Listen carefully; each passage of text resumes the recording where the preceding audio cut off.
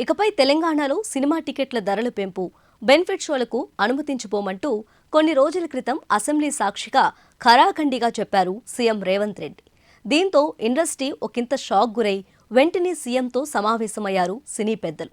ఆ తర్వాత మీడియా అడిగిన ప్రశ్నలకు కూడా ఈ విషయంపై సరైన స్పష్టత లభించలేదు. తాజాగా దిల్ రాజు నిర్మాతగా ఉన్న గేమ్ చేంజర్ సినిమాకు రేవంత్ సర్కార్ అన్ని మినహాయింపులను ఇవ్వడంతో అసెంబ్లీలో సీఎం చెప్పిన మాటలన్నీ ఉత్తదే అని తేలిపోయిందని ప్రతిపక్ష నేతలు సెటైర్లు వేస్తున్నారు. సినిమా టికెట్ల రేట్ల పెంపు విషయంపై బీఆర్ఎస్ మాజీ MLA doctor Rasamayi Balakishan CM Revanth రెడ్డికి సూటి ప్రశ్నలు వేశారు. ఎఫ్డీసీ చైర్మన్ దిల్ రాజు నిర్మాతగా ఉన్న సినిమా గేమ్ చేంజర్కు ప్రత్యేక మినహాయింపులు ఇవ్వటం వెనుక మతలబు ఏమిటి అని ప్రశ్నించారు. 6 గ్యారంటీలపై మాట తప్పినట్లే సినిమా టికెట్ల రేట్ల పెంపుపై ముఖ్యమంత్రి మాట తప్పారన్నారు. సీఎం రేవంత్ దిల్ రాజుకు ఎంతకు అమ్ముడుపోయారని విమర్శించారు. సీఎం రేవంత్ 2 నాల్కల ధోరణి మరోసారి బయటపడిందని ఎమ్మెల్సీ దేశపతి శ్రీనివాస్ తెలిపారు. గేమ్ చేంజర్ సినిమాకు ప్రత్యేక మినహాయింపులు ఎందుకు ఇచ్చారన్నారు.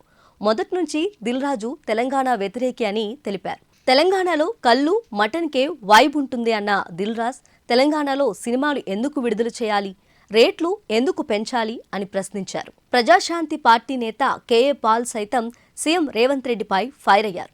సినిమా టికెట్ల రేట్లు పెంపు, బెనిఫిట్ షోలపై సీఎం డ్రామా బయటకు వచ్చిందన్నారు. తెలంగాణ ప్రజల మీద చిత్తశుద్ధి ఉంటే బెనిఫిట్ షోలను రద్దు చేయాలని డిమాండ్ చేశారు. దిల్ రాజ్, రెడ్డి, సీఎం రేవంత్ రెడ్డిల మధ్య డీల్ కుదిరిన పక్షంలోనే గేమ్ చేంజర్కు మినహాయింపులు ఇచ్చారని మండిపడ్డారు. ఇక గేమ్ చేంజర్ సినిమాకు సంబంధించి టికెట్ ధరల పెంపును అనుమతించింది తెలంగాణ ప్రభుత్వం.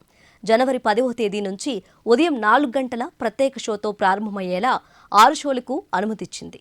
మల్టీప్లెక్స్ టికెట్కు అదనంగా 150, సింగిల్ స్క్రీన్ టికెట్కు అదనంగా ₹100 పెంచేందుకు కూడా పర్మిషన్ ఇచ్చింది. జనవరి 11వ తేదీ నుంచి రోజుకు 5 షోలకు మాత్రమే అనుమతి ఉంటుంది.